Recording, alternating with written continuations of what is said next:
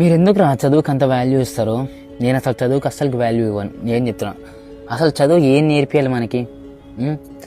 ఎట్లా బతకాలి, పైసలు ఎలా సంపాదించాలని, ఎవరికి ఎక్కడ వాల్యూ ఇవ్వాలి, అమ్మ నన్ను ఎలా చూసుకోవాలి, మీరు లైఫ్లో ఎట్లా ఫోకస్ చేయాలి, ఇవి నేర్పియాలి. నియత నేర్పియాలి, మంచితనం నేర్పియాలి, ఇవి నేర్పించాలి.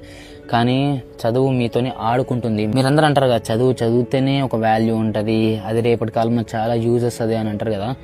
నేను అస్సలకి నమ్మను. ఓకే, మీరు ఇన్ని సంవత్సరాలు కష్టపడి రేపు వాడి కిందకి వెళ్ళి పని చేస్తారా ఒక 20,000 కోసం, 30,000 కోసము?